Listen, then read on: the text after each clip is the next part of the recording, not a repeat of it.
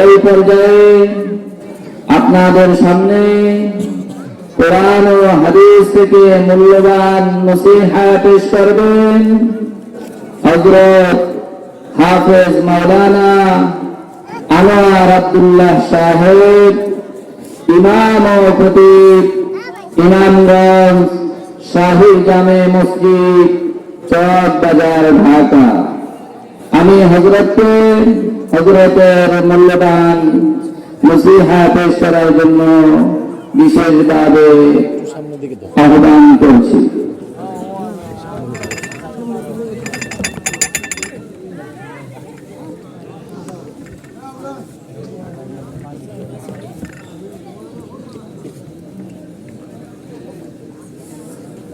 السلام عليكم ورحمة الله وبركاته। যারা প্যান্ডেলের বাইরে দাঁড়িয়ে আছেন তাদেরকে ভেতরে এসে বসার জন্য বিনীতভাবে অনুরোধ করছি। হাদিসের পরিভাষায় এই যে প্যান্ডেলটা চারিদিক দিয়ে যে একটা বাউন্ডারি দেওয়া হয়েছে কাপড় দিয়ে, এটা হচ্ছে জান্নাতের বাগান। এটা কি বলেন নাকি? জান্নাতের বাগান। নবীজি সাল্লাল্লাহু আলাইহি ওয়াসাল্লাম হাদিসে ইরশাদ করেছেন, তোমরা যদি জান্নাতের বাগানের কাছ দিয়ে যাও তাহলে জান্নাতের বাগান থেকে কিছু ফল খেয়ে নিও। জান্নাতের বাগানের কাছে দিয়ে যদি কেউ যাও তাহলে বাগান থেকে কিছু ফল খেয়ে নিও। আমরা কি জান্নাতের বাগানের আশপাশ দিয়ে ঘোরাঘুরি করবো, ভেতরে এসে ফল খাবো না? ফল খাওয়ার ইচ্ছা আছে না সবার? তাহলে যাদের ইচ্ছা আছে আমি সকলের কাছে বিনীতভাবে অনুরোধ করবো, আমরা এদিকে ঘোরাফেরা না করে অতি তাড়াতাড়ি মাহফিল প্যান্ডেলে এসে উপস্থিত হই।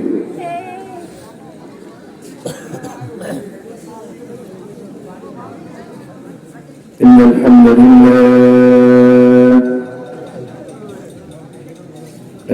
لله وحده والصلاة والسلام على من لا نبي بعده أما بعد فقد قال الله تبارك وتعالى في كلامه المجيد وفي فرقانه الحميد। সকলে মুহাব্বতের সাথে সালাম নিয়ে পড়ি। أعوذ بالله من الشيطان الرجيم بسم الله الرحمن الرحيم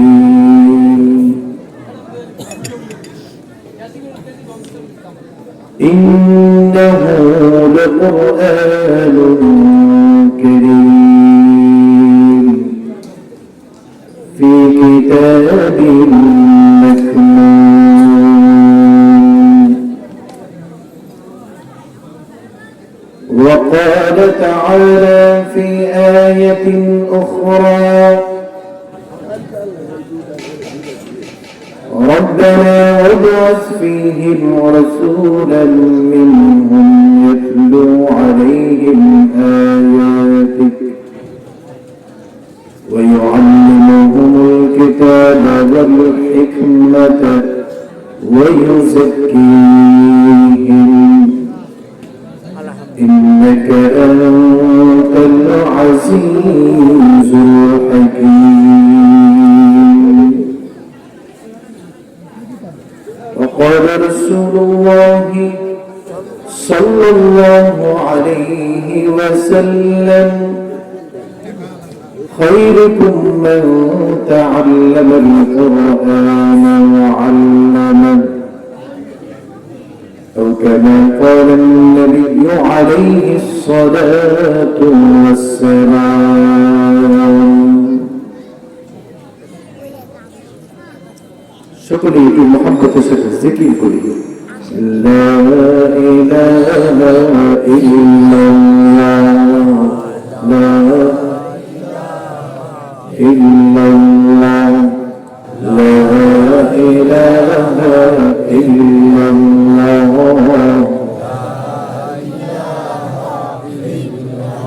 সামনের ফাঁকা জায়গাগুলো পূরণ করে বসে একটু সামনের দিকে মেঘের বাড়ি গেছে একটু কষ্ট করে সামনের দিকে আগে لا إله إلا الله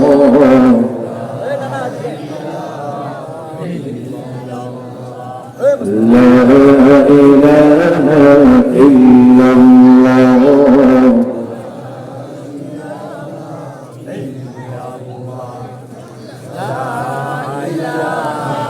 إلا الله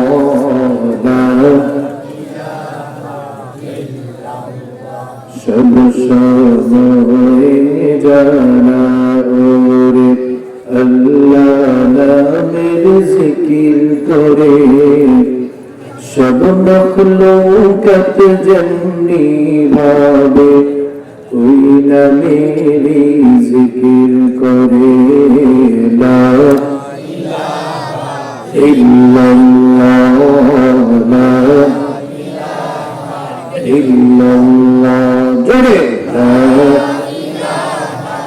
ইল্লাল্লাহ লা لا إله لا إله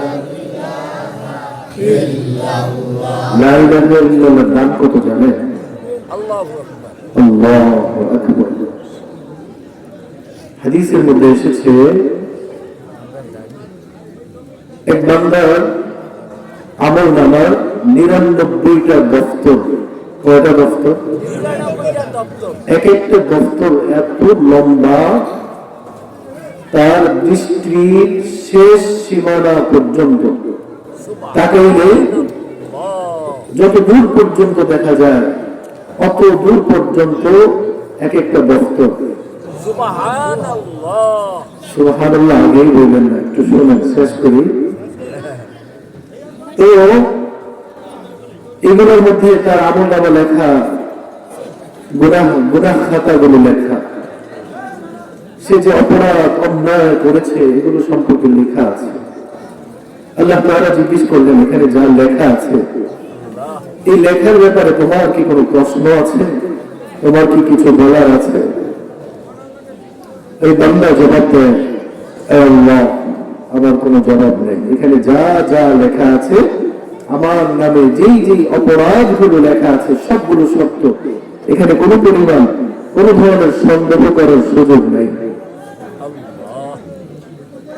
এখন ফয়সালা অনুযায়ী সে জাহান্নামে চলে যাবে কোথায় যাবে কোথায় জাহান্নামে আল্লাহ তাআলার পক্ষ থেকে তাকে একটা ছোট্ট কাগজ দেওয়া হয় কি দেওয়া হয়েছে ছোট্ট একটা কাগজের টুকরা এই কাগজের টুকরাটার মধ্যে লেখা আছে লা ইলাহা ইল্লাল্লাহ আল্লাহ তাআলা বললেন যাও যেখানে তোমার আমলনামা মাপা হচ্ছে সেখানে গিয়ে এক পাল্লার মধ্যে তো তোমার ওই 99টা দফতর থাকবে আরেকটা পাল্লার মধ্যে এই কাগজের টুকরাটা রেখে দাও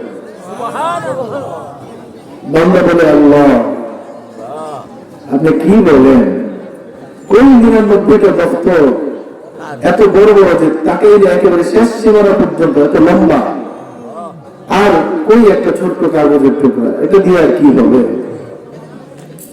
তারপরে আল্লাহ বলছে কাগজের টুকরাটা নিয়ে গেছে যখন নাকি এক পাল্লার মধ্যে তার 99টা দফতর উঠানো হলো আরেক পাল্লা তো স্বাভাবিক ভাবেই উপরে উঠে গেছে উপরে উঠে থাকবে আল্লাহ তাআলার পক্ষ থেকে দেয়া সেই ছোট্ট কাগজের টুকরা যেটার মধ্যে লেখা লা ইলাহা ইল্লাল্লাহ এই কাগজের টুকরাটা সে নিয়ে ওই আরেক পাল্লার মধ্যে রাখছে যেটা উপরের দিকে উঠে গেছে সঙ্গে সঙ্গে ওই 99 দফতর ওয়ালা যে পাল্লাটা এটা আসমানের দিকে উঠে গেছে সুবহানাল্লাহ তাহলে লা ইলাহা ইল্লাল্লাহর দাম আছে না নাই পাওয়ার আছে না নাই? ওজন আছে না নাই? এই জন্য যখন আমরা এই জিকিরটা করব দিল থেকে মহব্বতের সাথে আল্লাহ রাব্বুল আলামিনের কাছে বড় আশা নিয়ে আমরা এই জিকিরটা করব। রাজি আছেন সবাই? চোখ দুটা বন্ধ করে দিল থেকে বলেন তো লা ইলাহা লা ইলাহা জোরে লা ইলাহা ইল্লাল্লাহ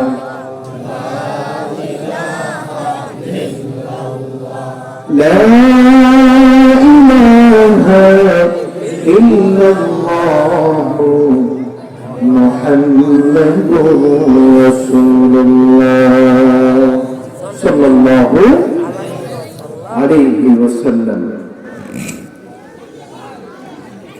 আমির উদ্দিন হাজিরহাট জামে মসজিদ ও এলাকাবাসীর উদ্যোগে 2 দিন ব্যাপী ঐতিহাসিক বার্ষিক তাফসীরুল কোরআন মাহফিলের আজকে প্রথম দিনের সম্মানিত সভাপতি, দেশ ও জনগণের সমাজের জাতির রাহবার, সাধারণ মানুষের আধ্যাত্মিক রাহবার, মাথার তাজ উলামায়ে কেরাম এবং আমার সামনে উপবিষ্ট দিন দরদি, ইসলাম প্রিয়, আল্লাহ প্রিয়, রাসূল প্রিয় তাওহীদি জনতা এবং পর্দার অন্তরালে আমার আওয়াজ শোনা যাচ্ছে যে সমস্ত মা ও বোনেরা, সকলকে লক্ষ্য করে বলছি আমরা সর্বপ্রথম সেই মহান সত্তার দরবারে কৃতজ্ঞতা আদায় করবো যে মহান রব্বুল আলামিন আমাদেরকে আজকে এমন চমৎকার একটা আয়োজন করবার তৌফিক দান করেছেন এবং জান্নাতের একটা বাগানের আয়োজন করবার তৌফিক দান করেছেন। এজন্য দিল খুলে হৃদয় উজাড় করে দিয়ে ঈমানী চেতনায় উজ্জীবিত হয়ে এক কণ্ঠে এক আওয়াজে আকাশ বাতাস প্রকম্পিত করে কালিমাতুশ শুকর আদায় করি, সকলেই বলি আলহামদুলিল্লাহ। মুহতারাম হাজিরিন, কষ্ট পেয়েছেন নাকি? রাগ করছেন নাকি? আলহামদুলিল্লাহ বললেন লাভ না লস? আর আজকে বলেন লাভ। প্রিয় ভাইরা আমার, আজকে এই মাহফিলটা কিসের মাহফিল বলেন তো? কোরআনের মাহফিল। কিসের মাহফিল? তাফসীরুল কোরআন মাহফিল। দেখা আছে না? তাফসীরুল কোরআন, কোরআনের তাফসীরের মাহফিল। এই কোরআনটা কার? আল্লাহ। সবাই বলতে হবে কার? আল্লাহ। কাদের উপর নাযিল করেছে? আমাদের উপরে। কাদের উপরে? আমাদের উপরে। কে নিয়ে এসেছেন? হযরত জিবরাইল এনেছেন আল্লাহ তাআলার প্রিয় পয়গম্বর হযরত মুহাম্মদুর রাসূলুল্লাহ সাল্লাল্লাহু আলাইহি ওয়াসাল্লামের উপরে। আর হযরত মুহাম্মদুর রাসূলুল্লাহ সাল্লাল্লাহু আলাইহি ওয়াসাল্লাম আমাদের নিকট পৌঁছে দিয়েছেন। সুবহানাল্লাহ, আলহামদুলিল্লাহ। প্রিয় ভাইরা আমার, কোরআনের মাহফিল, কোরআন নিয়ে আলোচনা করলেই তো সবচেয়ে সুন্দর হয়। বিরক্ত হবেন নাকি?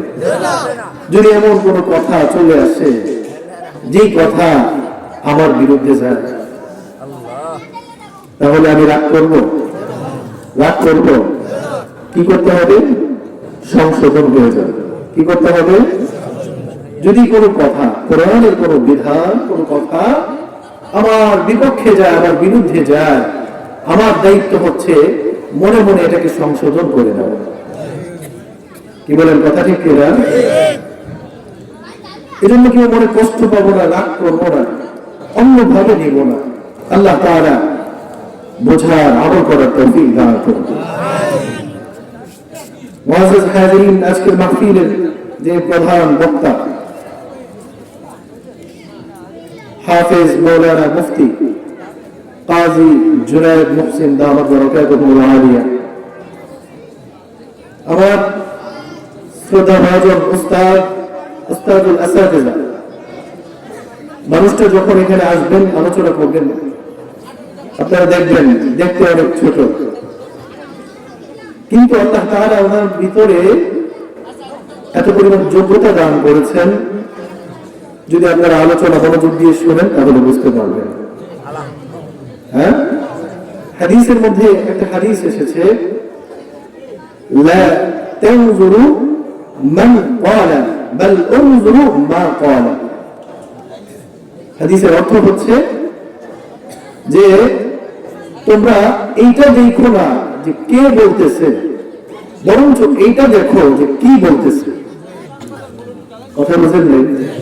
যে বলতেছে তাকে দেখে আপনার পছন্দ নাও হতে পারে, তার গায়ের রংটা একটু কালো হতে পারে, তার বডি, তার স্বাস্থ্যগত দিকটা একটু কম থাকতে পারে, তার চেহারা আপনার চাইতে একটু কম সুন্দর হতে পারে, কিন্তু এগুলো আপনার দেখে লাভ নেই। দেখতে হবে কি সে কি বলতেছে, কথাগুলো কি বলতেছে, ভালো বলতেছে না খারাপ বলতেছে, উপকারী কোনো কিছু বলতেছে কিনা, এই বিষয়গুলো আমাদেরকে লক্ষ্য করতে হবে।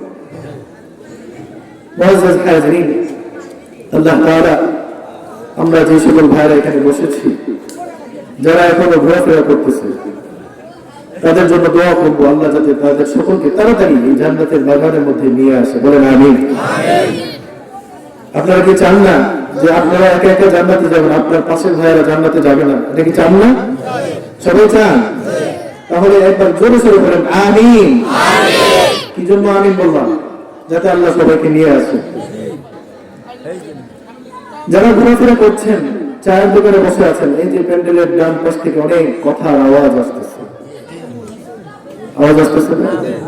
সেই সকল ভাইদেরকে বিনীত ভাবে অনুরোধ করব, আমরা এখানে দাঁড়িয়ে কথা না বলে প্যান্ডেলের ভেতর চলে আসি, মেহেরবানি করে ভেতরে চলে আসি। মোহতারাম হাজিরিন, বলতেছিলাম আজকের মাহফিল হচ্ছে কোরআনের মাহফিল, আর কোরআন হচ্ছে আল্লাহ তাআলার কিতাব। কার কিতাব? আল্লাহর কিতাব। আল্লাহ তাআলার কিতাব আমাদের উপর অবতীর্ণ হয়েছে, আমাদের উপর অবতীর্ণ হওয়ার জন্য কোরআন যাতে আমাদের কাছে আসে, এই জন্য আমাদের নবীর আগেই আরেকজন আল্লাহর জলিলুল কদর পয়গম্বর হযরত ইব্রাহিম খলিলুল্লাহ আলাইহিস সালাতু ওয়াস সালাম আল্লাহর কাছে দোয়া করছে।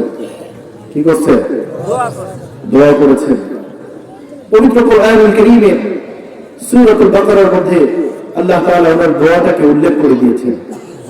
উনি দোয়া করেছেন, রব্বানা ওয়াবআস ফীহিম রাসূলা, হে আল্লাহ আপনি তাদের নিকট একজন রাসূল প্রেরণ করেন, ইয়াতলু আলাইহিম আয়াতিক, যে নাকি তাদের কাছে আপনার আয়াত সমূহকে তেলাওয়াত করবে। ইয়াতলু আলাইহিম আয়াতিকা ওয়া ইউযাক্কিহিম ওয়া ইউআল্লিমুহুমুল কিতাবা ওয়াল হিকমাতা ওয়া ইউযাক্কিহিম, আপনার আয়াত তেলাওয়াত করবে, শিক্ষা দিবে, তাদেরকে পবিত্র করবে, তাদেরকে হিকমত শিক্ষা দিবে। এই সমস্ত বিষয় নিয়ে হযরত ইব্রাহিম আল্লাহর কাছে দোয়া করছেন। আল্লাহ তাআলা আমার দোয়াটাকে কবুলও করছে। সুবহানাল্লাহ। কবুল যে করছে, এটা আবার আরেক সূরা সূরাতুল জুমার মধ্যে আল্লাহ তাআলা ইরশাদ করে দিয়েছেন, ওয়াল্লাযী বাআসা ফিল উম্মিয়িনা রাসূলা,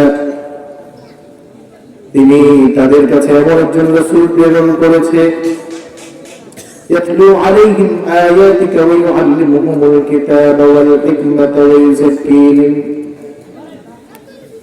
যে চারটা বিষয়ের জন্য আল্লাহ তাআলা পয়গম্বর ইব্রাহিম আল্লাহর কাছে দোয়া করছিলেন, ওই চারটা বিষয় আল্লাহ তাআলা নবীজির মাধ্যমে আমাদের পর্যন্ত পাঠিয়ে দিয়েছেন। বলেন আলহামদুলিল্লাহ। দোয়া করছেন কে? হযরত ইব্রাহিম। কবুল করছেন কে? আল্লাহ। দেখেন, কোরআন হচ্ছে একটা সম্মানিত কিতাব। কি কিতাব? সম্মানিত কিতাব। আমি আপনাদের খেদমতে পবিত্র কোরআনুল কারীমের সূরাতুল ওয়াকিআ দুইখানা আয়াতে কারীমা তেলাওয়াত করেছি। আল্লাহ তাআলা আলোচিত আয়াতের মধ্যে ইরশাদ করেছেন, ইন্নাহু লাকুরআনুন কারীম, এটা হচ্ছে মহিমান্বিত কোরআন, এটা হচ্ছে সম্মানিত কোরআন। এই কোরআনটা কি সম্মানিত? কোন সন্দেহ আছে? কোন সন্দেহ আছে? এই কিতাবের মধ্যে কোন সন্দেহ নেই।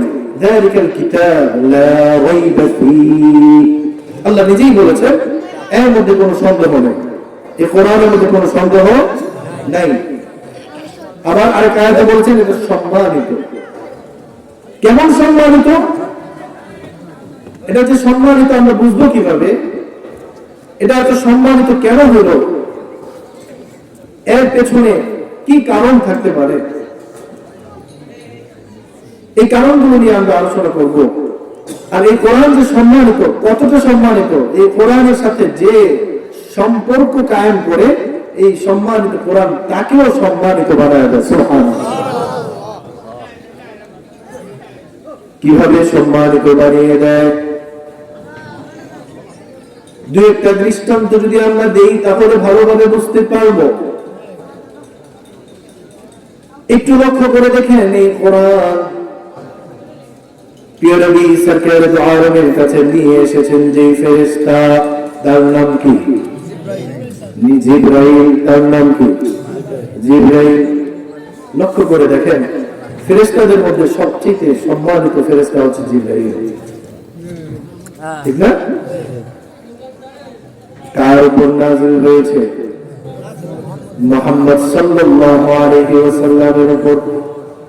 খেয়াল করে দেখেন, সমস্ত নবীদের মধ্যে মুহাম্মদ সাল্লাল্লাহু আলাইহি ওয়াসাল্লাম সবচেয়ে সম্মানিত, ঠিক না? কোন শহরে নাযিল হয়েছে? মক্কা এবং মদিনায়।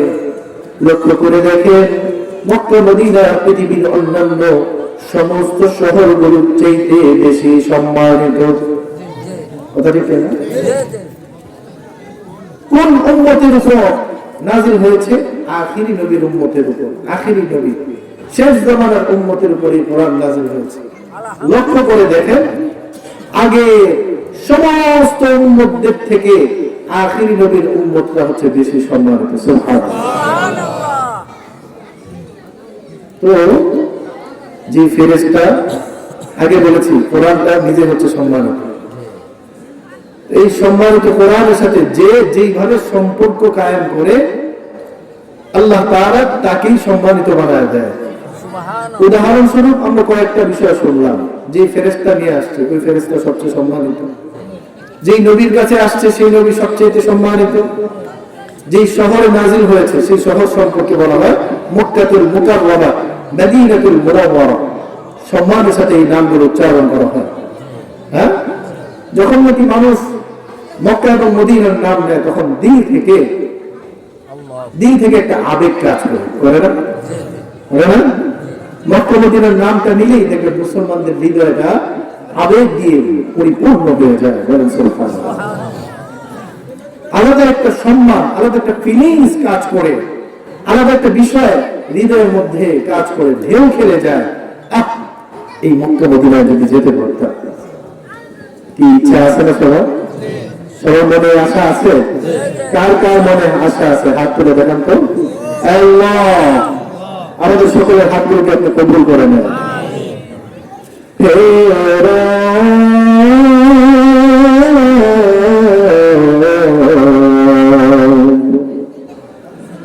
মদিনা পাকে যাওয়া নসিব যেন আমার,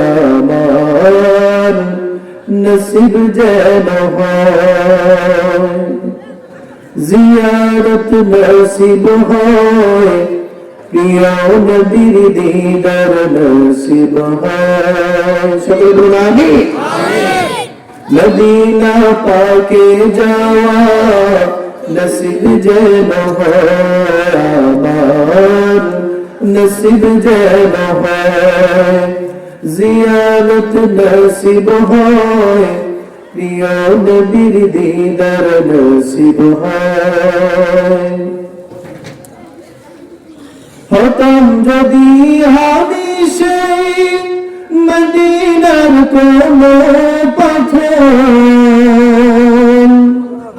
সালাম জানাতাম তাকে সারাটি জীবন ভর। হতাম যদি আমি সেই মদিনার কোনো পাথর, সালাম জানাতাম তাকে সারাটি জীবন ভর। মনটা জুড়াতাম, মনটা জুড়াতাম রোজার শীতল হাওয়ায়, মদিনা পাকে যাওয়া নসিব যেন হয় আমার, নসিব যেন হয়। জিয়ারত নসিব হয়, প্রিয় নবীর দিদার নসিব হয়। কত কাফের দেখলো তাকে, মুমিন না হয়েও তারা, গুনাহগার উম্মত আমি, দিদার লাভে পাগল তারা। কত কাফের দেখলো তাকে, মুমিন না হয়েও তারা, গুনাহগার উম্মত আমি, দিদার লাভে পাগল তারা। জীবন একবার হলেও, জীবন একবার হলেও দিদার যেন পাই, মদিনা পাকে যাওয়া নসিব যেন হয় আমার, নসিব যেন হয়। জিয়ারত নসিব হয়, প্রিয় নবীর দিদার নসিব হয়। কার কার ঘরে প্রিয় নবী জনাব মুহাম্মদুর রাসূলুল্লাহ সাল্লাল্লাহু আলাইহি ওয়াসাল্লামের রওজা মুবারকে যাওয়ার আশা আছে? আল্লাহকে হাত উঠানো দেখায়। নারায়ে তাকবীর, নারায়ে তাকবীর, আল্লাহ, সবাই বলেন আল্লাহ। আমাদের সকলকে মক্কা এবং মদিনায় বারবার যাওয়ার তৌফিক দান করেন। বলেন না আমিন। মুআজ্জাজ হাজিরিন, মক্কা মদিনায় যারা গিয়েছে কতই না ভাগ্যবান, মাশাআল্লাহ, কতই না ভাগ্যবান যারা নবীজির রওজা মুবারকে গিয়ে সালাম জানিয়েছে। আসসালাতু ওয়াসসালামু আলাইকা ইয়া রাসূলুল্লাহ, আসসালাতু ওয়াসসালামু আলাইকা ইয়া হাবিবাল্লাহ। কতই না ভাগ্যবান যারা নাকি আল্লাহ তাআলার ঘর বাইতুল্লাহকে সামনে রেখে নামাজ আদায় করেছে, বাইতুল্লাহর চারিদিকে তাওয়াফ করেছে, বাইতুল্লাহর মধ্যে অবস্থিত হাজরে আসওয়াদকে চুম্বন করার সৌভাগ্য অর্জন করেছে। বলেন আল্লাহু আকবার। কতই না সৌভাগ্য তাদের। তো আমরা সব সময় আল্লাহর কাছে দোয়া করব যাতে বেশি বেশি আল্লাহ তাআলা আমাদেরকে সেখানে যাওয়ার তৌফিক দান করেন। আল্লাহ চাইলে কি অসম্ভব? অসম্ভব? অসম্ভব নাকি? দেখবেন অনেক কোটি কোটি টাকার মালিক যেতে পারে না, আবার একবার কোনো কিছুই নাই, সে যায় চলে আসছে। আছে না? বলেন না, আছে না? নাই? আসলে ঘটনা হচ্ছে আল্লাহ কবুল করছে, পরে ধরে নিয়ে গেছে। আর ওই কোটি টাকার মালিক কিন্তু দুনিয়ার টাকা সব দিকে উড়ায়, কিন্তু মক্কা মদিনা যাওয়ার তৌফিক আর তার হয়। কেন? আল্লাহ তাকে কবুল করে নাই। এই জন্য যাদের সামর্থ্য আছে সেখানে যাওয়ার নিয়ত আছে তো সবার, সবসময় নিয়ত রাখবেন। মুআজ্জাজ হাজিরিন, তো বলতেছিলাম মক্কা এবং মদিনা এমন একটা শহর, যে শহরে কোরআন অবতীর্ণ হয়েছে, যার কারণে এই শহরগুলোকে আল্লাহ তাআলা পৃথিবীর অন্যান্য সমস্ত শহরের চাইতে সম্মানিত বানায় দিয়েছেন। সুবহানাল্লাহ। কেন? এই যে কোরআন নাযিল হয়েছে, কোরআনের সাথে তার একটা সম্পর্ক কায়েম হয়েছে। আমরা গুনাহগার উম্মত, আমাদের উপর এই কোরআন অবতীর্ণ হয়েছে। আমরা দুনিয়াতে আসছি সব নবীর উম্মতদের সবার শেষে, লাস্টে, কিন্তু আল্লাহ তাআলা আমাদেরকে সম্মানিত বানাইছে। সাউন্ড অপারেটর ভাই কই?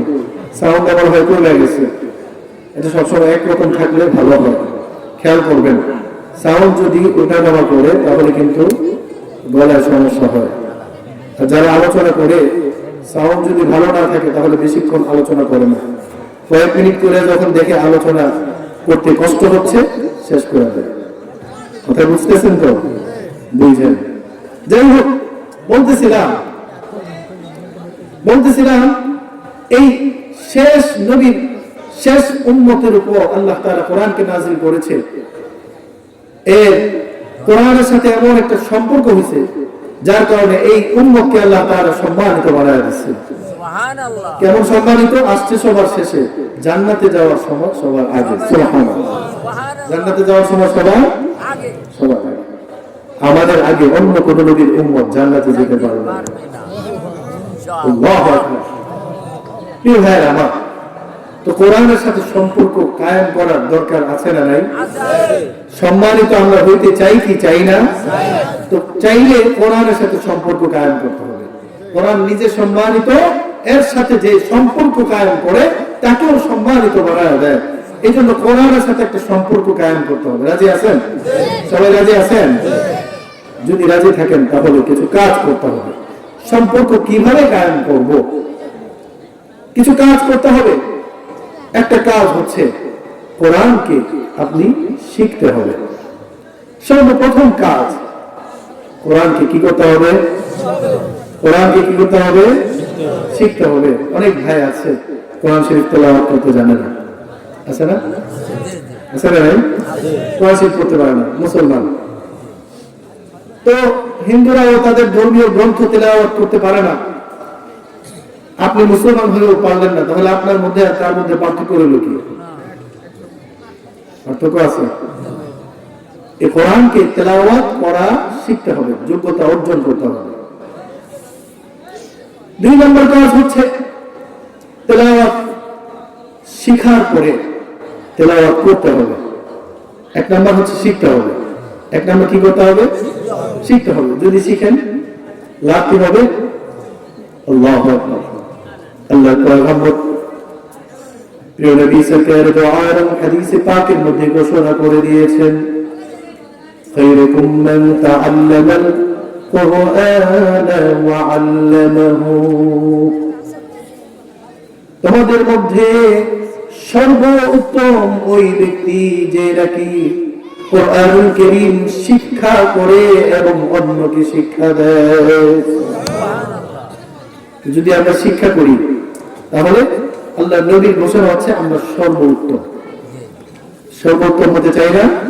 তো যারা না পারেন শিখবেন তো ইনশাআল্লাহ। শিখার কোনো বয়স আছে?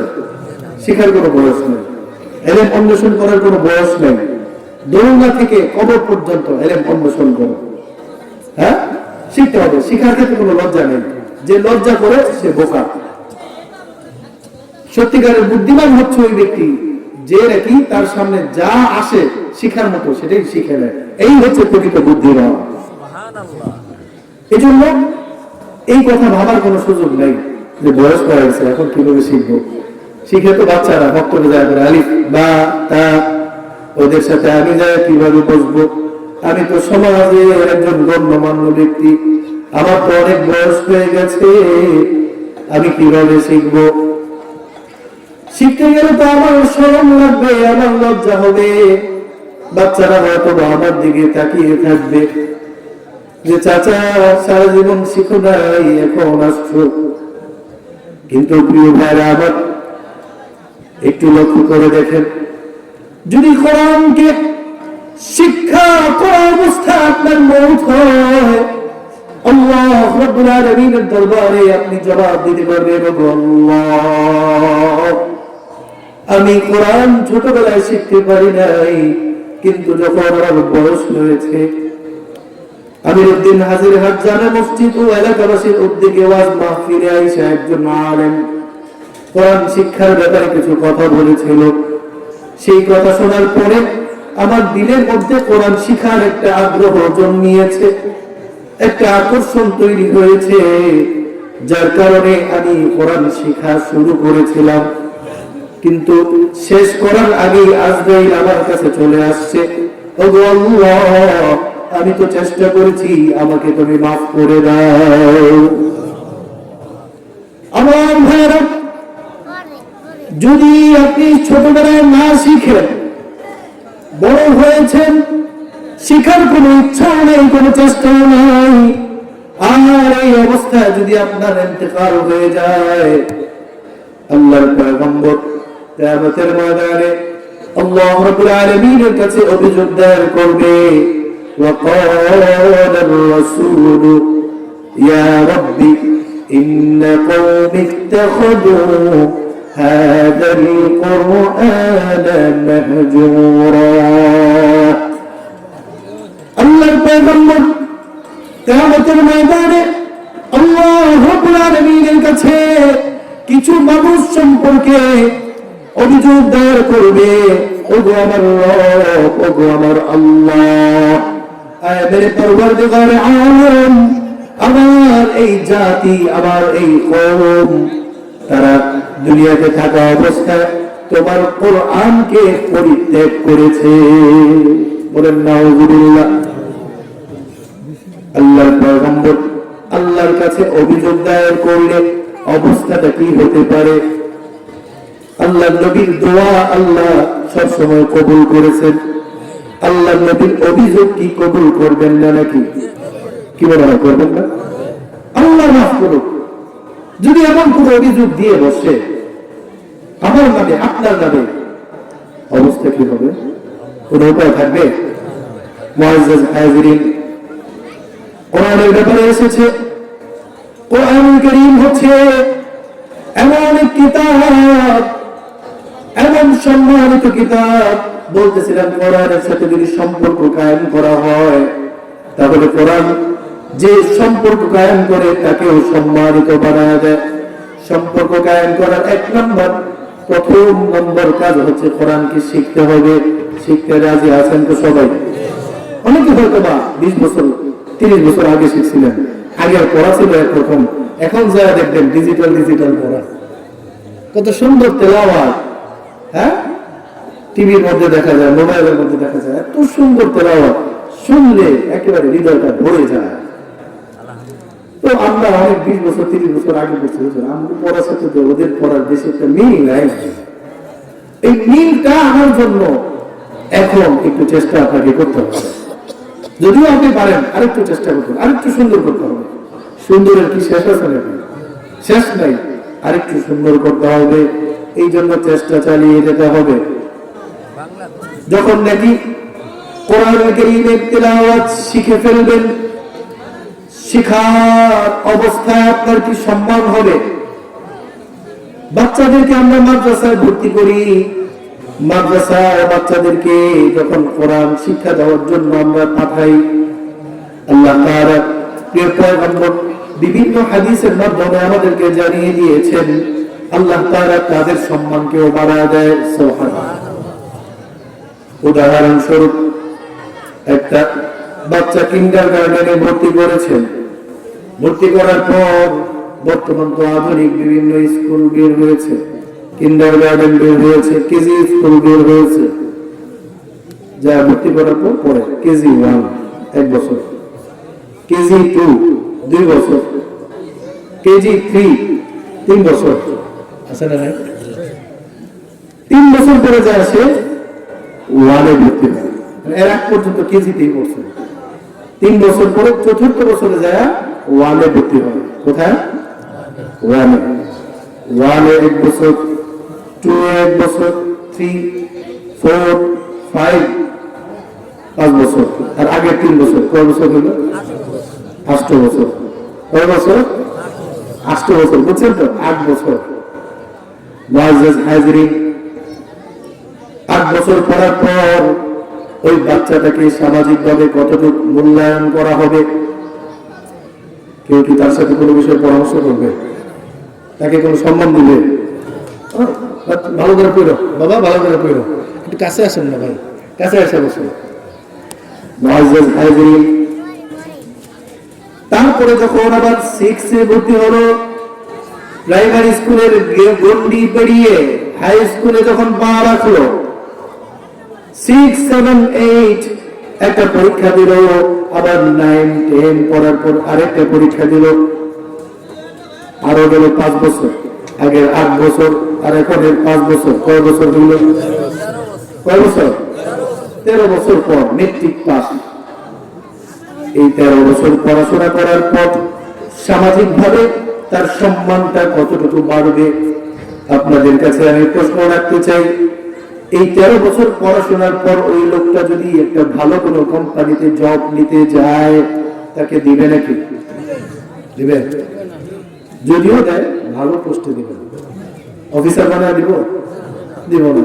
দিব মানে একটু নিম্ন পদস্থ একটা কর্মকর্তা, কোনো একটা কাজ দিবে।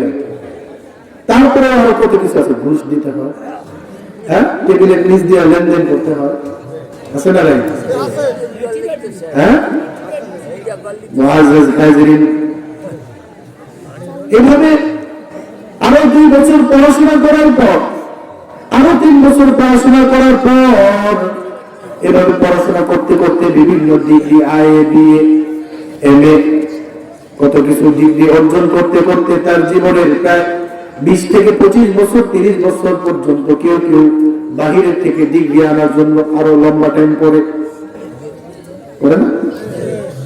উদ্দেশ্য কি?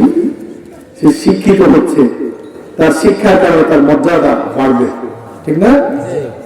কিন্তু একটু লক্ষ্য করে দেখেন, আপনার ফ্যামিলির মানুষ আপনার পিছনে কত পরিমাণ টাকা নষ্ট করছে, হ্যাঁ, কত লক্ষ লক্ষ টাকা খরচ করতে হয় একটা বাচ্চাকে ওই পর্যায়ে নেওয়ার জন্য, হ্যাঁ?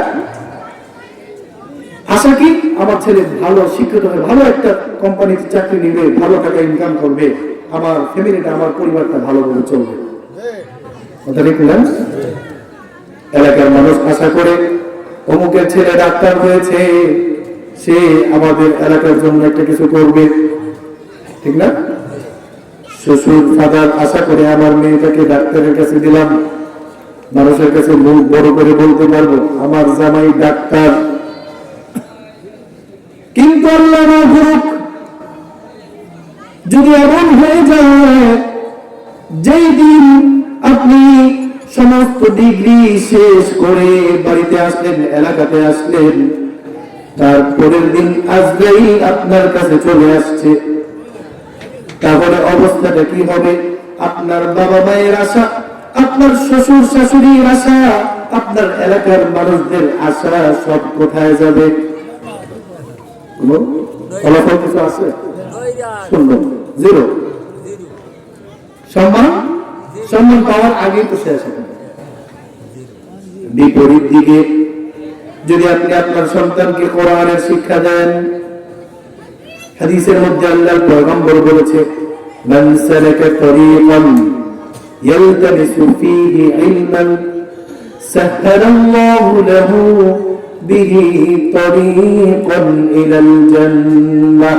বলেন সুবহানাল্লাহ। আল্লাহর পয়গম্বর হাদিসে পাকের মধ্যে ইরশাদ করে দিয়েছেন, যদি কোনো ব্যক্তি ইলমে দ্বীন অর্জন করবার জন্য কোন পথ অতিক্রম করে, ভর্তি এখনো হন নাই, আপনার বাসা থেকে হাত ধুইরা ধুইরা মাদ্রাসার দিকে নিয়ে যাচ্ছেন, উদ্দেশ্য কি? ভর্তি করবেন। উদ্দেশ্য কি? ভর্তি করবেন।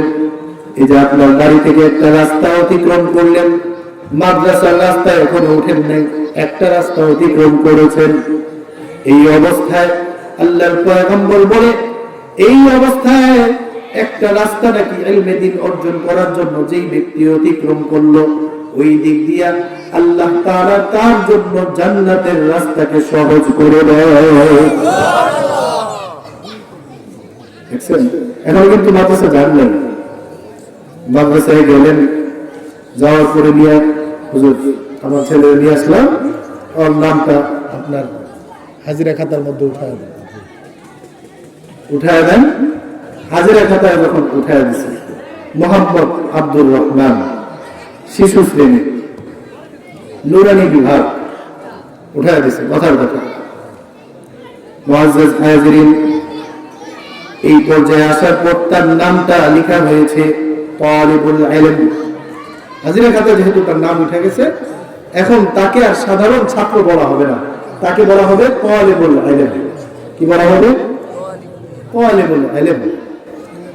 ইলম তলবকারী, ইলম অন্বেষণকারী। তার পড়াশোনার জীবনের এই পর্যায়ে এসে আল্লাহ তাআলা তার সম্মান কতটুকু বাড়িয়ে দিয়েছেন আল্লাহর পয়গম্বর হাদিসের মাধ্যমে জানিয়ে দিয়েছে। তালিবুল ইলম যখন নাকি রাস্তা দিয়ে হেঁটে যায়, আল্লাহর নূরের তৈরি ফেরেশতারা তাদের পাখাগুলো তার পায়ের নিচে বিছায় দেয়। সম্মান কি করে? এখনো পড়া শুরু করেনি, মাত্র তালিবুল ইলম হয়েছে, নাম উঠছে। আরো কিছু দূর যাওয়ার পরে যখন নাকি সে পড়া শুরু করছে, আলিফ বা তা সা, পড়া শুরু করে না, পড়া শুরু করছে, এই পর্যায়ে এসে তার সম্মানটা কতটুকু বাড়ল। হাদিসের মধ্যে আল্লাহর পয়গম্বর বলে দিয়েছেন, যদি কোনো ব্যক্তি এটা বলে আলিফ লাম মিম হারফুন, এক হাদিসের মধ্যে এসেছে যখন নাকি বাচ্চারা আলিফ বা পড়ে আমপারা নেয়, কোরআন শরীফ তেলাওয়াত করা শুরু করে, তখন কোরআন শরীফ সূরা ফাতিহা পড়ার পর দেখবেন সূরা বাকারার শুরুতেই আছে আলিফ লাম মিম, আছে না? আছে না? তারপরে কি যালিকাল কিতাব, মাশাআল্লাহ অনেকেই পারে। তো এই যে আলিফ লাম মিম, আলিফ লাম মিম, পরের তো একবার আলিফ লাম মিম। যখন নাকি কোনো ব্যক্তি এই তিনটা হরফ পড়ল, আল্লাহর পয়গম্বর বলে মান ক্বারাআ হারফান মিন কিতাবিল্লাহি ফালাহু বিহি হাসানাতুন ওয়াল হাসানাতু বিআশরি আমসালিহা। কোন ব্যক্তি যখন নাকি আলিফ লাম মিম পড়ল, আল্লাহ তাআলা তাকে তিনটা হরফ পড়ার কারণে তিনটা সওয়াব দান করলেন, আর এক একটা সওয়াব 10টা সওয়াবের সমান। অর্থাৎ যে আলিফ লাম মিম পড়লো, আল্লাহ তাকে 30টা সওয়াব দিয়ে দিলেন। সুবহানাল্লাহ। আলোচনা করতে থেকে আসছে, মনে আছে তো? হ্যাঁ, ইলমে দ্বীন শিখার জন্য ভর্তি করছে। মুআজ্জাজ হাজিরিন, আল্লাহর পয়গম্বর বলেন লা আকুলু আলিফ লাম মিম হারফুন, নবীজি বলেন আমি এই কথা বলি না আলিফ লাম মিম হারফুন, আলিফ লাম মিম এই তিনটা হরফ মিলে একটা হরফ, এই কথা আমি বলি না। বাল আলিফুন হারফুন ওয়া লামুন হারফুন ওয়া মিমুন হারফুন, বরঞ্চ আলিফ একটা হরফ, লাম একটা হরফ, মিম একটা হরফ। অর্থাৎ কেউ যদি আলিফ লাম মিম তেলাওয়াত করে, আল্লাহ তাআলা তার আমলনামার মধ্যে 30টা সওয়াব লিখে দেয়। সুবহানাল্লাহ। সম্মান বাড়তেছে না কমতেছে? পড়াশোনা কোন পর্যায়ে গেছে? মাত্র নাজারা পড়া শুরু করছে, বুঝলেন? সওয়াব পড়া শুরু করছে, হরফগুলো পড়া শুরু করছে। আর এই দিক দিয়ে মাসআলা হচ্ছে, কোন নাবালক বাচ্চা যখন সওয়াব অর্জন করে, কোন সওয়াবের কাজ করে, সে তো নিষ্পাপ, তার কোনো গুনাহ লেখা হয় না। তার আমলনামার যত সওয়াবগুলো আছে, সমস্ত সওয়াবগুলো তার অভিভাবকদের আমলনামায় অটো চলে যায়। তো সে মাদ্রাসায় বসে বসে যা পড়তেছে, আমলনামায় আসতেছে আপনার। কথা বুঝছেন? সম্মান বাড়তেছে। পড়তে পড়তে পড়তে পড়তে যখন নাকি 1 বছর 2 বছর পড়ার পর হেফজখানায় ভর্তি হয়, কোরআন শরীফ মুখস্থ করা শুরু করলো। মুখস্থ করতে করতে এক পর্যায়ে সে হাফেজ হয়ে গেল। হাফেজ হয়ে গেছে। এখন তার মাথায় পাগড়ি দেওয়া হয়েছে। এখন আপনি হয়ে গেছেন হাফেজের বাবা, আর আপনার বাবা হয়ে গেছে হাফেজের দাদা। আল্লাহ তাআলা প্রিয় পয়গম্বর বলে, কিয়ামতের ময়দানে হাফেজে কোরআনদের বাবা মাকে এমন একটা মুকুট তাদের মাথায় পরানো হবে, যে মুকুটের আলো উজ্জ্বলতা হবে আসমানে ওই সূর্যের চাইতেও আরো অনেক বেশি। কি সম্মানটা দেবে। মানুষ জিজ্ঞেস করে, কি রে ভাই, আমরা এত পেরেশানির মধ্যে আছি আর এরা এত সম্মানের সাথে মাথার তাজ টাজ কইরা, হ্যাঁ, বিশাল সিংহাসনের মধ্যে বসে রয়েছে, এরা কারা? জবাব দেওয়া হবে, চেনো নাই? এরা হচ্ছে ওই যে হাফেজ আব্দুর রহমানের বাবা। কথা বলছে? মুআজ্জাজ হাজিরিন, আর ওই হাফেজ কোরআনকে কি সম্মান আল্লাহ তাআলা দিবে? তার পড়াশোনার বয়স মক্তবে 2 বছর, হেফখানায় সর্বোচ্চ 3 বছর। 3 বছর লাগে শেষ করতে, মোট হলো 5 বছর। কয় বছর? 5 বছর। 5 বছরে তার সম্মান কতটুকু? আল্লাহ তাআলা প্রিয় পয়গম্বর বলে, কিয়ামতের ময়দানে আল্লাহ রাব্বুল আলামিন তাকে বলবে, হে হাফেজ কোরআন, يقال لصاحب القرآن اقرأ وارتقي ورتل كما كنت ترتل في الدنيا فإن منزلك عند آخر آية تقرأها. صاحب القرآن, قرآن الحافظ কি কোরআনের তেলাওয়াতকারীকে বলা হবে, হে সাহেব কোরআন, তুমি কি করো? এক একটা আয়াত তেলাওয়াত করো, যেভাবে দুনিয়াতে তুমি তেলাওয়াত করতা সেইভাবে তুমি তেলাওয়াত করো। একটা আয়াত পড়বা আর সম্মানের একটা তালার মধ্যে তুমি উঠবা। একটা আয়াত পড়বা, সম্মানের একটা তালার মধ্যে তুমি উঠবা। এভাবে উঠতে উঠতে উঠতে উঠতে যেইখানে যায় তোমার আয়াতের তেলাওয়াত শেষ হবে, তোমার মর্যাদার আসন হবে সেই জায়গায়। বলেন সুবহানাল্লাহ। পার্থক্যটা বুঝতেছেন তো? পার্থক্যটা বুঝতেছেন তো? ওই যে ক খ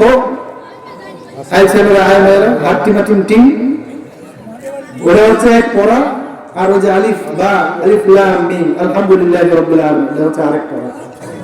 2 পড়ার মধ্যে পার্থক্যটা বুঝতেছেন তো নাকি? আল্লাহই জানে বুঝতেছেন কিনা। বুঝতেছেন? মুআজ্জাজ হাজিরিন, এভাবে আল্লাহ তাআলার কোরআনের যে শিক্ষা আছে, এই শিক্ষা যারা অর্জন করবে তাদের সম্মানকে এভাবে বাড়ায়া দিবেন। তো বলতেছিলাম, কোরআনের সাথে সম্পর্ক করলে আল্লাহ সম্মানকে বাড়ায়া দিবেন। তো কোরআনের সাথে একটা সম্পর্ক হচ্ছে কি, কোরআন শিখতেছি, শিখার মাধ্যমে সম্পর্ক। 2 নম্বর আরেকটা পদ্ধতি হচ্ছে কোরআন তেলাওয়াতের মাধ্যমে সম্পর্ক। কোরআন তেলাওয়াতের মাধ্যমে সম্পর্ক। যদি আপনি তেলাওয়াত করেন, কোরআনের সাথে একটা সম্পর্ক হবে না? যে তেলাওয়াত করে না তার কোরআনের সাথে সম্পর্ক নেই। যে তেলাওয়াত করে একটা সম্পর্ক আছে, প্রত্যেক দিন কোরআনটাকে নেয়, একটু মুছে, একটু চুমা দেয়, চোখে লাগায়, বুকে লাগায়, তারপরে তেলাওয়াত করা শুরু করে। মুআজ্জাজ হাজিরিন, আবার সমাজের এমন কিছু ভাইরা আছে যারা নাকি কোরআনকে গিলাফ দিয়ে বেঁধে আলমারির উপরে রেখে দেয়। ঘরের অন্যান্য সমস্ত আসবাবগুলো মোছা হয়, পরিষ্কার করা হয়, কিন্তু ওই কোরআন যেহেতু সে পড়ে না, এটার সাথে তার কোনো সম্পর্ক নাই, যার কারণে এই কোরআনটা আলমারির উপরে থাকতে থাকতে এক পর্যায়ে পুরাতন হয়ে যায়, ময়লা পড়ে যায়। এভাবে কিছুদিন যেতে যেতে একটা সময় আসে, এই কোরআনকে নিয়ে মসজিদে রাখা আছে, মনে করে এটা কোনো কাজে লাগতেছে না, মসজিদে নিয়ে আছে না ভাই? এই এলাকায় মনে হয় একজনও নাই, কিন্তু ঢাকাতে আছে, এই এলাকায় আছে। আল্লাহ আল্লাহ, আল্লাহ বুঝার তৌফিক দান করেন। আমার ভাইরা, যদি আপনি কোরআনের সাথে সম্পর্ক না রাখেন, আর যদি সম্পর্ক রাখেন, পার্থক্যটা কেমন হবে কথাগুলো ভালোভাবে বোঝার চেষ্টা করবেন।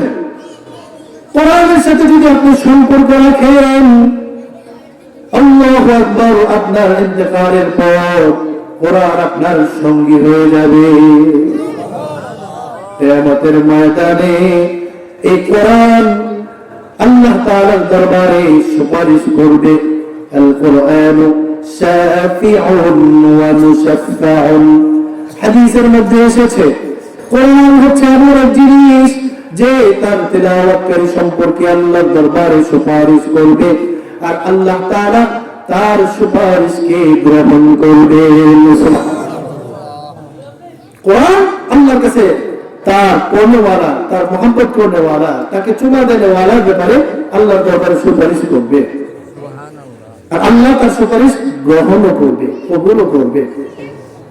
তো কোরআনের সুপারিশ যদি আল্লাহ কবুল করে, কোরআন যদি তার নামে অভিযোগ করে, সেটাও কি গ্রহণ করবে কি করবে না? করবে না? যারা নাকি কোরআনের সাথে কোনো সম্পর্ক রাখে না, কোরআনকে গিলাফ দিয়ে বেঁধে আলমারির উপরে কোরআন মধ্যে রেখে দেয়, এটা ধুলাবালি পড়তে পড়তে এক সময় পুরাতন হয়ে যায়, কোরআনের সাথে কোনো সম্পর্ক নাই। এক হাদিসের মধ্যে এসেছে, যেই ঘরের মধ্যে যেই মানুষ তেলাওয়াত করে না, যেই ঘরে কোরআনের তেলাওয়াত নাই, সেই ঘরটা হচ্ছে শয়তানের বাসা, বিরান ভূমির মতো। বিরান ভূমি, যেখানে মানুষ বসবাস করে না, সেখানে জিন ভূত বসবাস করে, শয়তান বসবাস করে। জঙ্গলের মধ্যে যেখানে মানুষ নাই, সেখানে কি আছে? শয়তান আছে। তো যেই ঘরের মধ্যে কোরআন নাই, কোরআনের তেলাওয়াত নাই, কোরআনের আমল নাই, কোরআনের মুহাব্বত নেই, সেই ঘরের মধ্যে শয়তান থাকে। আর যেই ঘরে শয়তান থাকে, সেই ঘরে কি সুখ শান্তি আসবে? আসবে?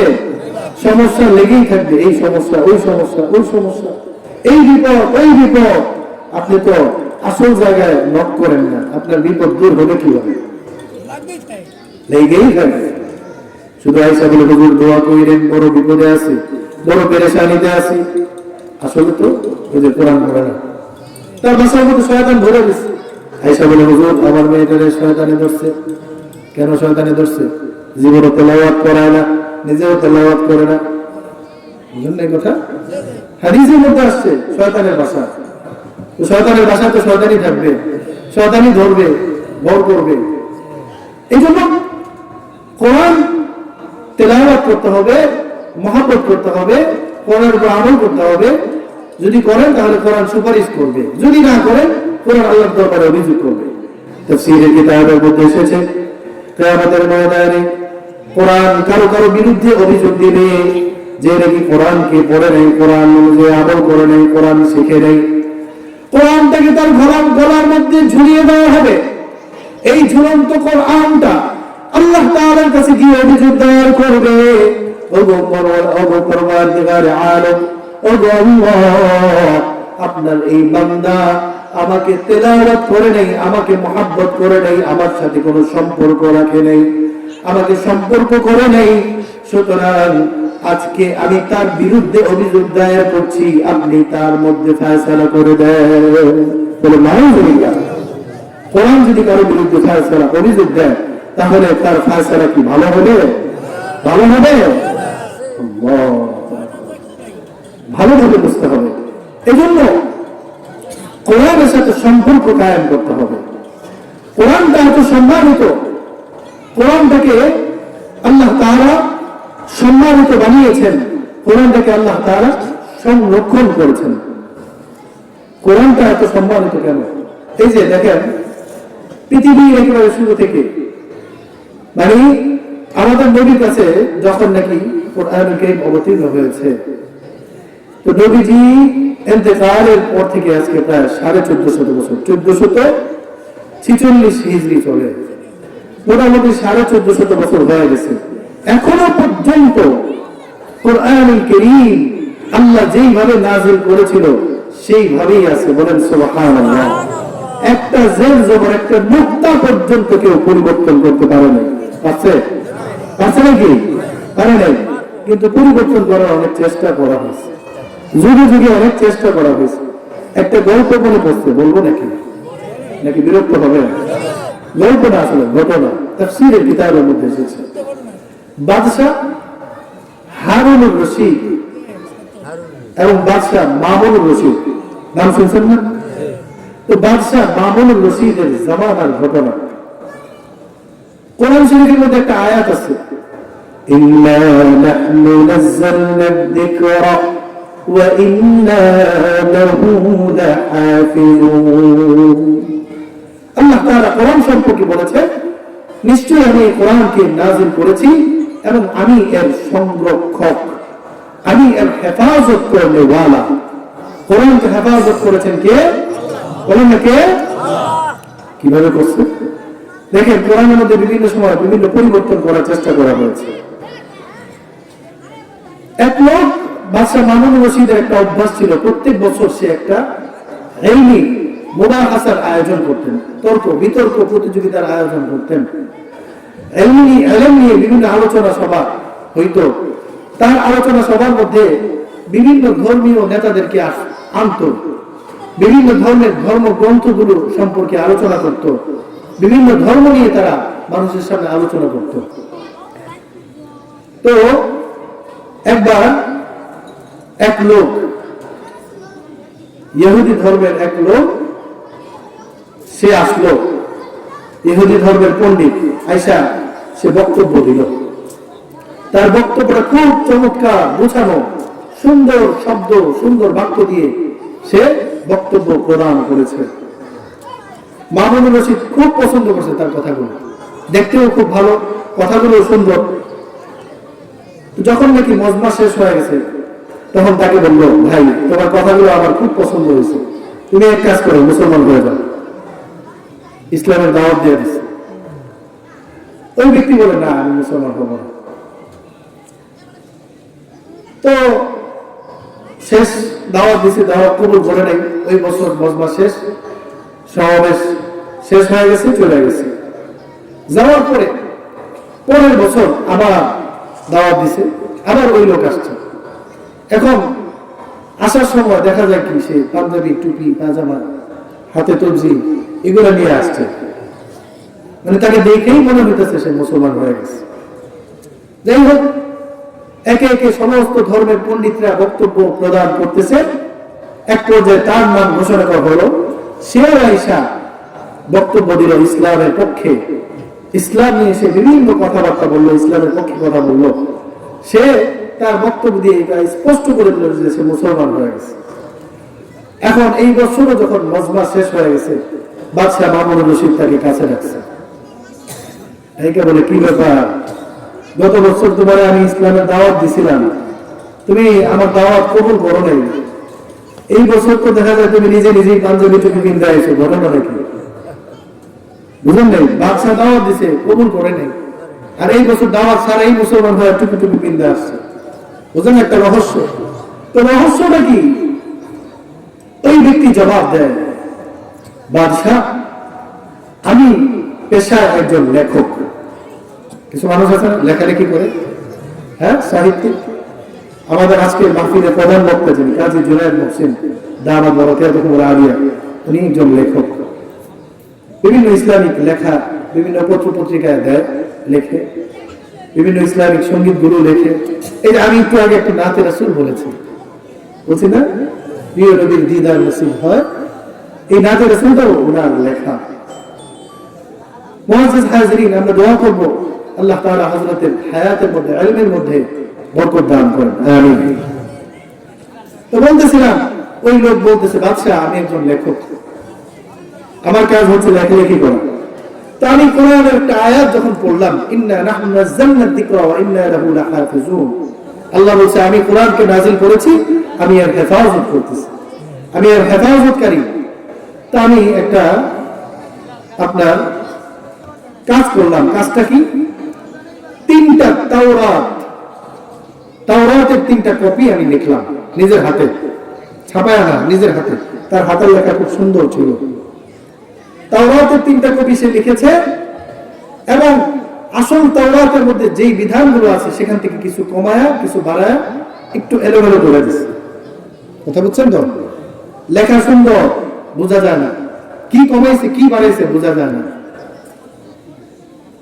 3টা ইনজিলের কপি নিয়ে আসলাম, তাই না? সেখানে আমি কিছু কমাইলাম, কিছু বাড়াইলাম, বাড়ায়া সুন্দর করে বাজার থেকে বাধাই করে আনলাম।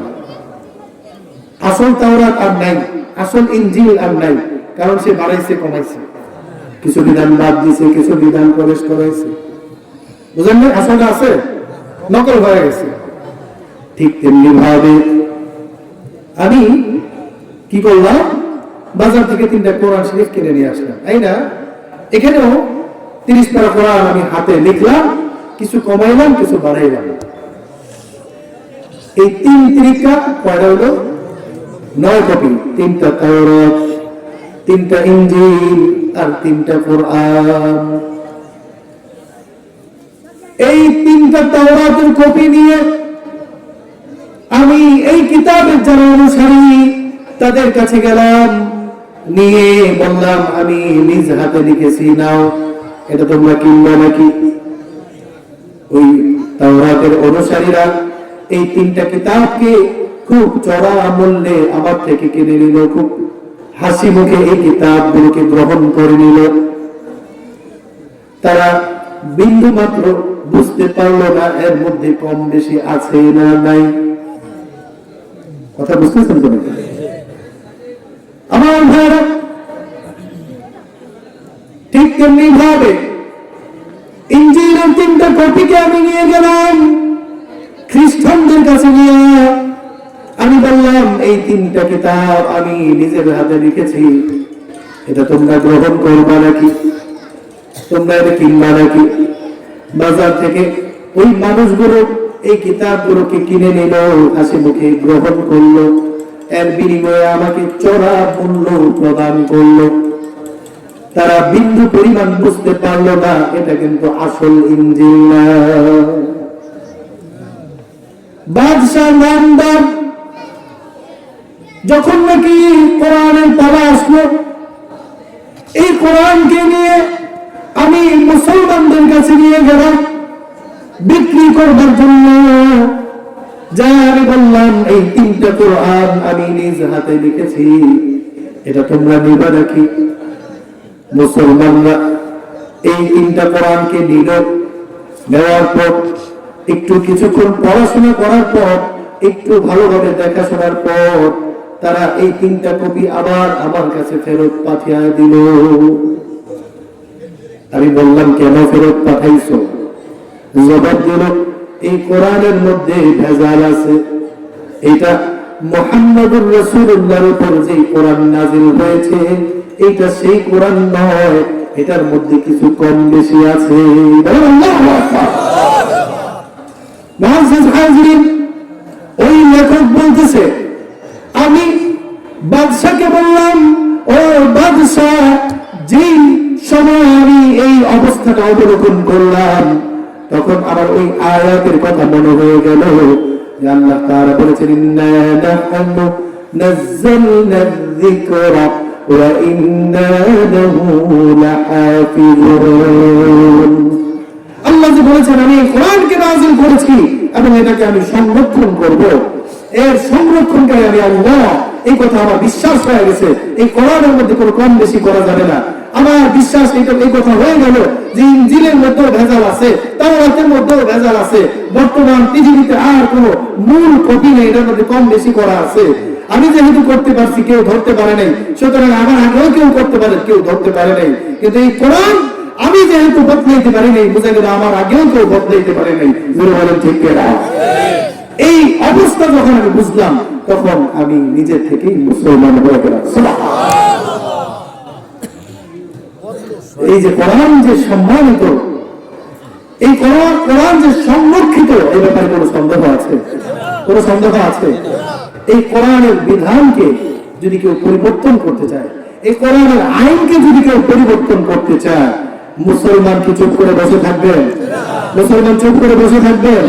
যেই জায়গায় একটা নোক্তা পরিবর্তন করা সম্ভব হয় নাই, একটা জের জবর পরিবর্তন করা সম্ভব হয় নাই, সেই জায়গায় কোরআনের আইনের উপর যদি কেউ হাত দেয়, সেই হাতকে মুসলমানরা ভেঙে চূর্ণ বিচূর্ণ করে দিল। জোরে বলেন ঠিক কিনা?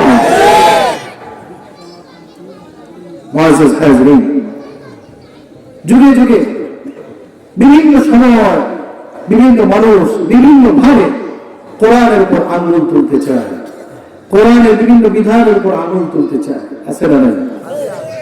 কোরআনের শিক্ষার উপর আঙুল তুলতে চায়। কিছু বুদ্ধিজীবী নামের গণ্ড মূর্খ আছে যারা বলে যে এই আলেম ওলামা, হাফেজ সাহেবরা এরা হচ্ছে দেশের বোঝা। বলে নাউজুবিল্লাহ। বলে মাদ্রাসা নাকি ভেঙে ছাতার মতো গজিয়ে উঠতেছে। বলে নাউজুবিল্লাহ। দেশের জন্য, দেশের জনগণের জন্য, মুসলমানদের জন্য আলেম ওলামা, হাফেজ কোরআনদের, ইমাম মুয়াজ্জিনদের কোনো ভূমিকা নাই। বলেন না ভূমিকা নাই? একটু উদাহরণ দিই, দেখেন যদি একটা এলাকা আপনারা যদি একটা এলাকা আপনার একটা মনে করেন থানা এমন ভাগ করে দিলেন, এই থানার মধ্যে 1 বছর যাবে, 1 বছর বেশি না, 1 বছর কোন ইমাম সাহেব নামাজ পড়াবে না, কোন মুয়াজ্জিন সাহেব আজান দিবে না, ভালো করে বুঝবেন কথা, কোন বক্তা সাহেব আইসা বয়ান করবে না, কোন ইমাম সাহেব আইসা জানাজা পড়াবে না, কোন ইমাম সাহেব আইসা বিয়ে পড়াবে না, কোন মুয়াজ্জিন সাহেব আইসা বাচ্চা হইলে কানে আজান দিবে না, কোন আলেম আইসা সুদ ঘুষ এর বিরুদ্ধে কথা বলবে না। এভাবে 1 বছর লিখে দিলেন ওই থানাটা। 1 বছর পরে আপনি যায়া বুকে হাত দিয়া বলবেন, ওই এলাকায় যদি যান, যায় কি দেখবেন? মানুষ আছে না সব জানোয়ার হয়ে গেছে? বলেন না, জানোয়ার হয়ে গেছে। সত্যিকারের মানুষ হতে হলে এই কোরআনের শিক্ষা অর্জন করতে হবে, কথা ঠিক কিনা? কোরআন ছাড়া আল্লাহ তাআলা কোরআনে সূরাতুর রহমান নাযিল করেছে। হুজুর চলে আসতেছে, আমি শেষ করে দিচ্ছি। আল্লাহ তাআলা সূরাতুর রহমানের মধ্যে ইরশাদ করেছেন, আর রহমান আল্লামাল কুরআন খালাকাল ইনসানা আল্লামাহুল বায়ান। সত্যিকারের মানুষ হওয়ার জন্য আল্লাহ রাব্বুল আলামিন জানিয়ে দিয়েছেন, সত্যিকারের মানুষ হওয়ার জন্য আগে কোরআন শিখতে হবে। আর রহমান আল্লামাল কোরআন খালাকাল ইনসান, মানুষ সৃষ্টির কথা আল্লাহ পরে বলছে, কোরআন শিক্ষার কথা আগে বলছে। উদ্দেশ্য কি? মুফাসসিরিনে কেরাম তাফসীরের কিতাবের মধ্যে লিখেছে যে কোরআন শিক্ষা অর্জন করা ছাড়া কোন মানুষই হতে পারে না। কোরআনের শিক্ষা যদি কেউ শিক্ষিত হয় তাহলে ওই ব্যক্তিটা আসলে মানুষ, আর যদি এর ব্যতিক্রম হয় তাহলে সে মানুষ না, অন্য কিছু। আল্লাহ তাআলা মানুষকে সম্মানিত বানিয়েছে, ওয়ালাকাদ কাররামনা বনী আদম। আল্লাহ তাআলা মানুষকে সম্মানিত বানিয়েছে। এই কোরআন অনুযায়ী যদি কেউ চলে, কোরআনের আইনগুলো যদি কেউ বুঝে পালন করে, কোরআনের তেলাওয়াত যদি কেউ করে, কোরআনকে যদি কেউ মহব্বত করে, বাচ্চাদেরকে যদি কোরআন শিক্ষা দেয়, এই কাজগুলো যদি করে, তাহলে ওই মানুষটা আসলে সম্মানিত মানুষ। আর সমাজের কিছু মানুষ আছে দেখবেন যারা নাকি কোরআনের কথা শোনে না, কোরআন পড়ে না, কোরআন বুঝে না, বুঝতে চায় না, কোরআন শুনে না, শুনতে চায়ও না, এমন মানুষ আছে না? ভালো কথা বললে ওর গায়ে আগুন ধরে যায়, কোনো আলেম যদি কথা বলে ওর গায়ে অ্যালার্জি শুরু হয়ে যায়। হুজুরা নিজেরই তো ঠিক নয়, আমগুলো কি আজকে এই ধরনের কথা বলে কি বলে না? এরা হচ্ছে কোরআনকে বিদ্বেষ করে না, কোরআনকে যারা দেখতে পারে না, কোরআনের বাহকদেরকে যারা দেখতে পারে না, তারা কি কখনো ভালো মানুষ হতে পারে? বলেন না, ভালো হতে পারে নাকি? পারে না। এরা কোরআনের দুশমন। যুগে যুগে কোরআনের বিরুদ্ধে, আলেমদের বিরুদ্ধে, কোরআন ওয়ালাদের বিরুদ্ধে, হাফেজদের বিরুদ্ধে মানুষ ছিল, এখনো আছে, কিয়ামত পর্যন্ত থাকবে। কিন্তু এগুলোরে এমনিতেই ছেড়ে দিলে হবে না। ছেড়ে দিলে হবে? এগুলো হচ্ছে আবু জাহেলের বংশধর, বলে দিচ্ছে। এরা হচ্ছে আবু জাহেলের বংশধর। কার বংশধর? কোরআনের বিরোধিতা করেছিল আবু জাহেল। টিকতে পেরেছে? টিকতে পারছে নাকি? আবু জাহেলের নাম নিশানা আছে? আবু জাহেলের নাম কিন্তু আবু জাহেল না। আবু জাহেলের নাম ছিল আবুল হাকাম, জ্ঞানের পিতা। সে জ্ঞানের কাজ করে নাই, কোরআনের বিরোধিতা করছে, এই জন্য তাকে সবাই, পৃথিবীর সব মানুষ জানে কি আবু জাহেল মূর্খের পিতা। কথা স্পষ্ট, কোরআনের বিরোধিতা করেছিল আবু জাহেল, টিকতে পারে নাই। কোরআনের বিরোধিতা করেছিল আবু লাহাব, টিকতে পারে নাই। কোরআনের বিরোধিতা করেছিল উতবা সাইবা, টিকতে পারে নাই। কোরআনের বিরোধিতা করেছিল যুগে যুগে ব্রিটিশরা কোরআনের বিরোধিতা করেছিল, টিকতে পারে নাই। কিয়ামত পর্যন্ত যারাই নাকি কোরআনের বিরোধিতা করবে, রব্বে কাবার কসম করে বলতে পারি, তোমরাও টিকতে পারবে না ইনশাআল্লাহ। কোরআনের পক্ষের লোক আগেও ছিল, এখনো আছে, কিয়ামত পর্যন্ত থাকবে। কোরআনের পক্ষে থাকবেন তো ইনশাআল্লাহ? কোরআন ওয়ালাদের পাশে থাকবেন তো ইনশাআল্লাহ? কোরআনের মাহফিলের সাথে থাকবেন তো ইনশাআল্লাহ? মুআজ্জাজ হাজিরিন, কোরআনের সাথে থাকলে কোরআন আপনাকে সম্মানিত বানিয়ে দিবে। কোরআনের সাথে যদি না থাকেন, কোরআন আপনাকে ওই যে কিয়ামতের ময়দানে আল্লাহর কাঠগড়ায় অভিযোগ দায়ের করবে, আপনার বিরুদ্ধে অভিযোগ দায়ের করবে, তখন কিন্তু রক্ষা পাবেন না। আমরা আমাদের জীবনে এগুলো বাস্তবায়ন করবার চেষ্টা করব। আল্লাহ রাব্বুল ইজ্জত ওয়াল জালাল আমাদেরকে কথাগুলোর উপর আমল করার তৌফিক দান করুন, বলুন আমিন। আরেকটা আওয়াজ দিয়ে বলুন আমিন। ওয়া আখিরু দাওয়ানা আনিল হামদুলিল্লাহি রাব্বিল আলামিন। ওয়াসসালামু আলাইকুম ওয়া রাহমাতুল্লাহি তাআলা ওয়া বারাকাতুহু।